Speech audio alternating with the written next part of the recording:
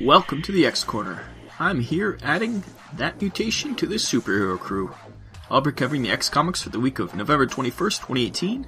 This week we have 3 comics plus 1 comic from last week. Astonishing X-Men 17, Mr. and Mrs. X number 5, Uncanny X-Men number 2, and Domino number 8 from last week. Spoilers, of course. We'll start with Domino number 8 since we didn't cover it last week. Written by Gail Simone, art by David Baldion.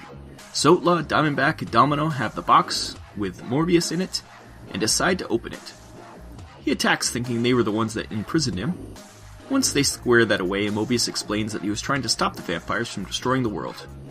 He needs to feed though, and Domino volunteers. Then they start to head to Spain to destroy the king vampire and the threat there. Mobius explains his blood is used to spread a disease that will kill everyone within a few weeks, as it will spread exponentially. They make it to Spain, and it turns out the king vampire lives in the ocean. The girls and Mobius dive in, and they are soon swarmed by vampires.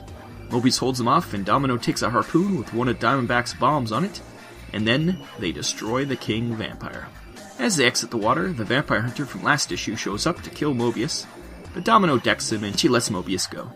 They then enjoy some R&R in Spain before their next adventure. These 2 issues of vampire hunting were fun, if a little rushed. I don't mind the speed of it all, usually, but this seemed especially quick for the storytelling. The art was amazing as always. Baldion has a way of making everyone sexy yet quirky without any cheesecake, which is an amazingly hard thing to do. The splash page homage to old horror movies was an especially nice touch. The whole vampire hunter bit seemed tacked on to the point where, other than to name drop other vampire hunters, I didn't see the point. He had no impact on the story, nor did the mysterious Wakandan client. This makes me think we'll be seeing more of both in the future. Overall, the art shines so much here that the writing, that was less good than normal, was easily overlooked. 7.5 out of 10. Then there's Astonishing X-Men 17, written by Matthew Rosenberg, art by Greg Land. This is the final issue of Astonishing X-Men, it seems, and it wraps Havoc and his X-Men's arc up. The Reaver Sentinels seem to have defeated the X-Men, but it is in fact an optical illusion Dazzler has created. The Reaver Sentinels leave to go destroy the real X-Men at the mansion, but Havoc team shows up to save the day. Banshee also shows back up again, as he destroys a Sentinel single-handedly. Unfortunately, the Reavers use their new powers to take over the nanite beast put in Banshee to stop his undeadness. He starts to attack his teammates, but Dazzler absorbs the sound. This seems to snap Banshee out of it, and even returns his personality to him. Dazzler then uses all that stored energy to destroy the remaining Sentinels. Dazzler and Havoc share a touching moment before one shows up to recover their stolen tech. Havoc and his team escape in a Blackbird, and ONE are about to raid the X-Mansion. Suddenly Havoc bursts out the mansion and provides a distraction so his team can escape. It turns out the Havoc on the plane was another of Dazzler's illusions. Havoc surrenders and takes responsibility for the attack with the Reavers as long as ONE leaves the X-Men alone. He claims he has evidence about their wrongdoings if they don't comply. ONE arrests Havoc, and in a way he redeems himself for all that wrong he did as Evil Havoc. This was a good way to end the Astonishing X-Men series. The team was a bunch of screw-ups, and we knew they were never going to save the world, but they did their part in stopping a threat for now. Havoc still didn't earn Kitty's respect, but he did earn Warpath's, which is probably worth more anyway. I like the tease of a Dazzler-Havoc relationship too. Hazzler? Dazik? Who knows? Overall, this arc of Astonishing was more than I could hope for my favorite character, so even if he is arrested at the end, I'm happy Havoc came out of the series a better man. Can't wait to see his team break him out. This one gets an 8.5 out of 10. Then we have Mr. and Mrs. X number 5, written by Kelly Thompson, art by Oscar Balsdois. Last issue, Rogue and Zandra blew up, and Gambit is devastated. The whole battle just ends, and everyone leaves since their target is gone. We then get the battle from Zandra and Rogue's perspective. They absorb each other, and then blow up, but in fact they are fine. Surprise. Gambit is angry that Rogue put him through that. As they fight, suddenly Rogue starts to absorb Gambit, but from a distance. Her powers have gone haywire, and Gambit is just able to put on the power nullifier before she absorbs him fully. She is understandably upset too, but Gambit says he'll never leave her, and he pulls out wedding bands he had made. They kiss. Xandra and Cerise are going away to hide, and Rogue and Gambit go back to Earth. They end up at Gambit's apartment with his 3 cats, and are about to enter wedded bliss. Although they seem not to know what to do next, so they decide to throw a party. This wrapped up like a last issue, but we'll see where it goes from here. The new Marvel X-Men mandate seems to be to change huge things in these miniseries. So now Rogue's powers have evolved. She can now absorb from a distance. That seems overly powerful, but we'll see how future writers handle it. I liked a few end pages especially in this comic. The idea that they are a great couple when off adventuring or honeymooning in space, but now how are they when they have to just sit together alone in an apartment? It's a creative way to look at their relationship. It's another level, which will be interesting to explore. Let's hope the happy couple can withstand the quiet times too. I'm really enjoying this series as a whole, and as always I hope they stick the landing. 8 out of 10.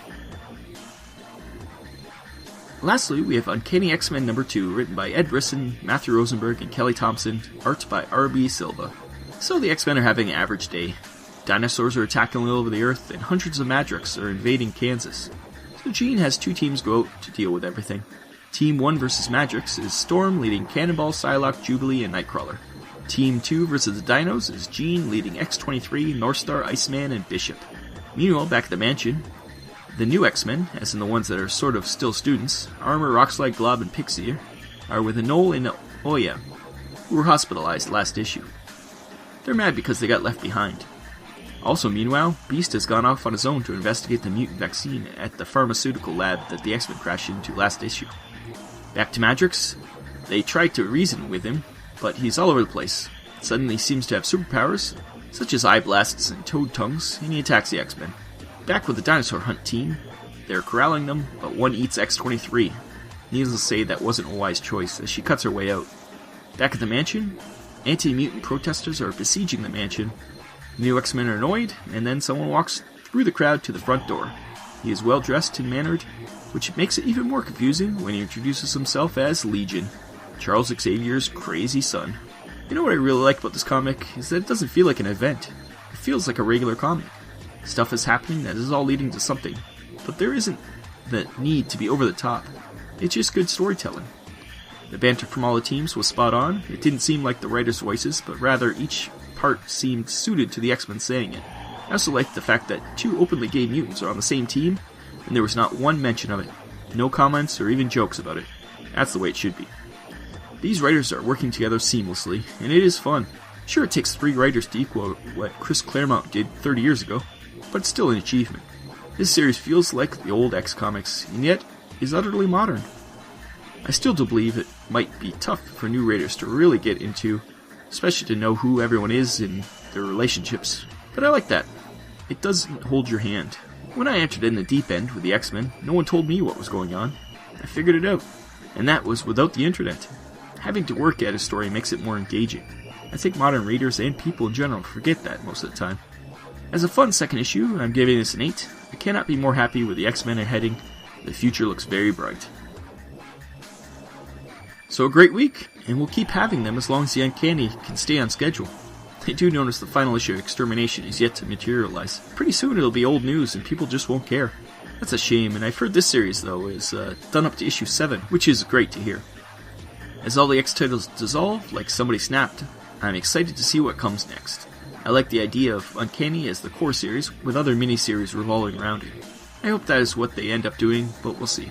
The X creative team seems to be the strongest it's been in a very long time. These past few years seem to have been a proving ground, with the best rising to the top.